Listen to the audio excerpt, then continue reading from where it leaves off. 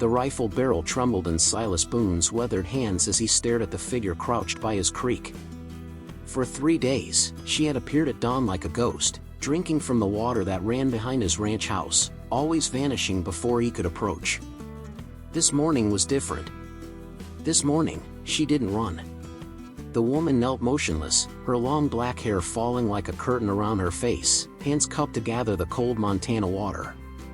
Her dress, once blue, had faded to the color of storm clouds, patched with scraps of different fabrics that told stories of survival Silas couldn't begin to imagine. She moved with the careful stillness of someone who had learned that sudden movements meant danger, that visibility meant capture.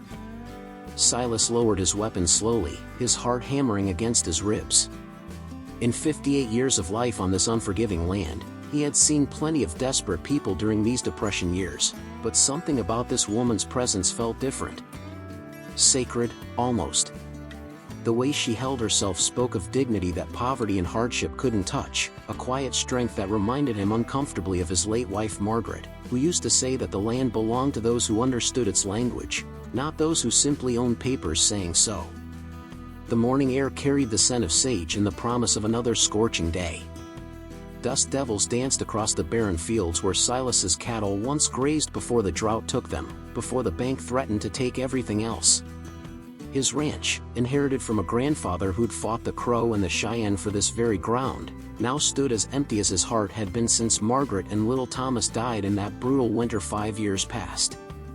He stepped closer, his boots crunching on dried grass. The woman's head lifted slightly, and for a moment their eyes met across the 20 feet that separated them. Hers were dark as creek stones, filled with a wariness that spoke of terrible losses, but also with something else. Intelligence. Assessment. She was deciding whether he posed a threat, measuring him just as carefully as he was measuring her. Silas had fought in the Great War, had seen enough suffering to recognize it in others. This woman carried trauma in the set of her shoulders, in the way she positioned herself for quick escape, in the careful way she never fully turned her back to him. But there was no madness in her eyes, no wild desperation of someone broken beyond repair. There was calculation, survival instinct honed sharp as a blade. She rose with fluid grace, water dripping from her cupped palms. For a heartbeat, neither moved. The morning sun caught something at her throat, a flash of silver that looked like a medallion or pendant worn smooth by years of worry. Her feet were bare, tough as leather from walking on rocky ground, and her dress fell to mid-calf, revealing legs marked with old scars that looked like they might have come from thorns or rough travel through wilderness. The silence stretched between them, heavy with questions neither seemed ready to ask. Silas found himself thinking of Margaret, who had taught school to Indian children before the government boarding schools took them away. She would have known what to say, how to bridge this gap between worlds. She always believed that kindness was a language everyone understood, even when fear and prejudice built walls between people. The woman took a step backward, then another, her movements as careful and deliberate as everything else about her. She wasn't running this time, but she was leaving, and somehow Silas knew that if he let her go now, she might not come back. The thought struck him with unexpected panic. In 3 days, her quiet presence had been the first thing to break the crushing loneliness that had settled over his life like dust over everything else. Without thinking, he raised his hand, palm forward, in what he hoped was a gesture of peace. The woman paused, studying him with those dark eyes that seemed to see straight through to his soul. Then, so slowly he almost missed it, she nodded once before turning and disappearing into the scrub brush that lined the creek, leaving him standing alone with questions burning in his chest and the strange certainty that his life was about to change in ways he couldn't yet imagine. 3 weeks passed before Silas saw her again, and by then the silence in his house had grown so thick he found himself talking to Margaret's photograph just to hear a human voice. The woman appeared on a Tuesday morning when storm clouds gathered over the Beartooth Mountains, promising the kind of rain that could save his remaining crops or wash them away entirely. She sat on a boulder near the creek, no longer hiding, watching his house with the patience of someone who had learned to wait for the right moment. This time, Silas walked toward her without hesitation, carrying a tin cup of coffee and a piece of cornbread wrapped in cloth. The coffee was weak, made from grounds he'd used twice already, but it was warm and real. He stopped 10 feet away, close enough to see the exhaustion carved into her face, far enough to avoid seeming threatening. The morning light revealed details he'd missed before. Her hands were calloused from hard work, her fingernails cracked and stained with dirt and plant matter. She'd been foraging, living off whatever the harsh land provided. He set the cup and bread on a flat stone between them, then retreated to his original position. The woman's eyes followed his every movement, cataloging threats, measuring intentions. When he settled cross-legged on the ground, she tilted her head slightly, as if surprised by his willingness to lower himself to her level. For several minutes they sat in companionable silence, listening to the creek's gentle murmur and the distant rumble of approaching thunder. She reached for the coffee first, wrapping both hands around the warm tin as if it were precious metal. When she lifted it to her lips, Silas caught a glimpse of the medallion at her throat. It wasn't silver as he'd first thought, but some kind of carved stone or bone, intricate patterns worn smooth by years of handling. The way she touched it occasionally, unconsciously, told him it was more than jewelry. It was memory, identity, connection to something lost. The cornbread disappeared quickly, and Silas realized she was genuinely hungry, not just grateful for kindness. How long had she been surviving out here alone? The nearest town, Cedar Falls, was 15 miles away, and the people there had little sympathy for anyone different, especially Indians. Even during these desperate times when everyone struggled, fear and prejudice ran deeper than hunger. When she finished eating, the woman looked directly at him for the first time, really looked, studying his face with an intensity that made him uncomfortable. Silas had forgotten what it felt like to be truly seen by another person. Margaret used to look at him that way, as if she could read the contents of his soul like words on a page. This woman's gaze held similar weight, but also wariness earned through hard experience. The first raindrops began to fall, fat and heavy, spotting the dusty ground around them. The woman glanced toward the sky, then back at Silas, a question in her dark eyes. Without speaking, he gestured toward his house, a simple invitation that could be accepted or declined without shame either way. She considered for a long moment, weighing risks and benefits with the careful calculation of someone who had learned that wrong choices could mean death. Thunder cracked overhead as she rose and followed him toward the house, staying several paces behind, ready to bolt if necessary. Silas opened the kitchen door and stepped aside, letting her choose whether to enter his world or retreat to the wilderness she knew.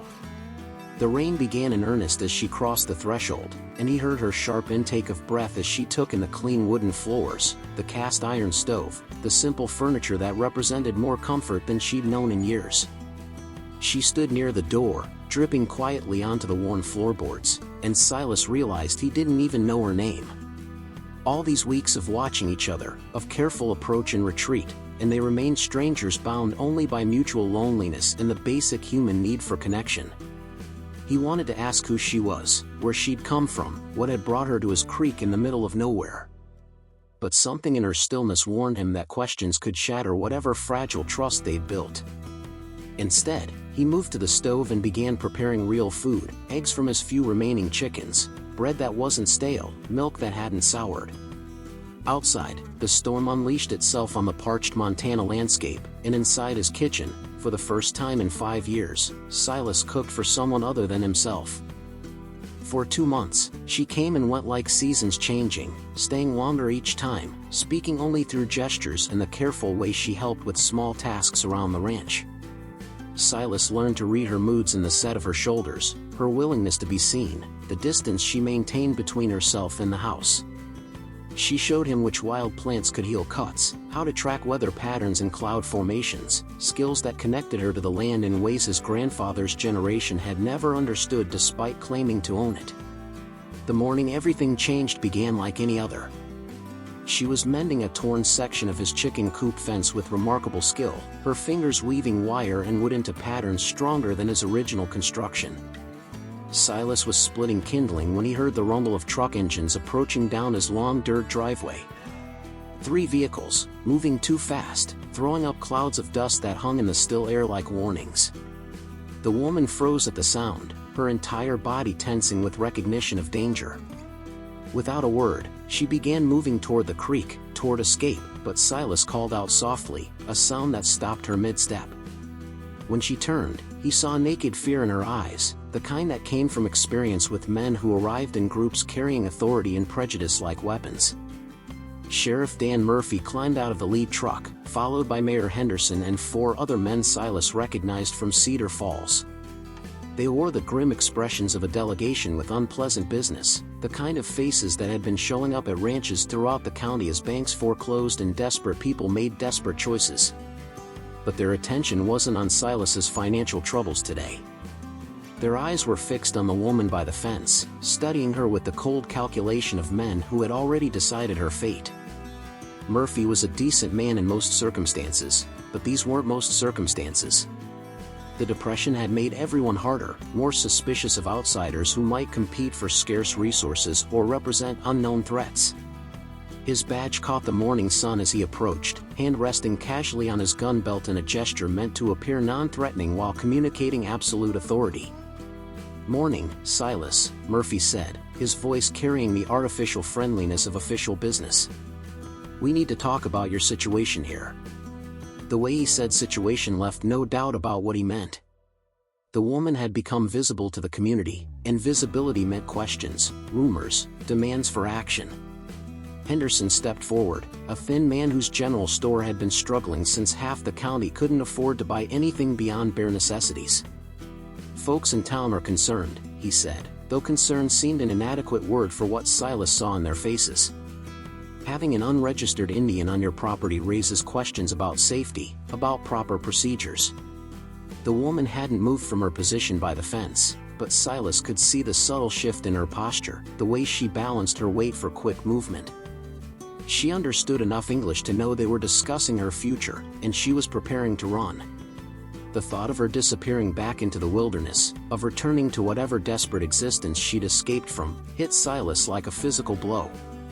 "She's not causing any trouble," Silas said carefully, aware that his next words would determine whether this remained a conversation or became something uglier. "She's been helping around the ranch, earning her keep." "That's not the point," Murphy replied, though his tone suggested he took no pleasure in his duty. "There are laws about this kind of thing, procedures that need to be followed. She should be on a reservation, registered with the Bureau of Indian Affairs, not living rough on private property." One of the other men, a newcomer to the area who ran cattle on leased government land, spat tobacco juice into the dust. "My grandfather lost 2 brothers to Indian raids right here in this valley," he said. "We can't just ignore security concerns because you've taken pity on a squaw." The word hung in the air like a slap, and Silas felt something cold and dangerous uncoil in his chest. Behind the men, the woman took a single step backward, her hand moving unconsciously to the medallion at her throat. In that gesture, Silas saw not just fear but resignation, the awful acceptance of someone who had learned that kindness was temporary but cruelty was permanent.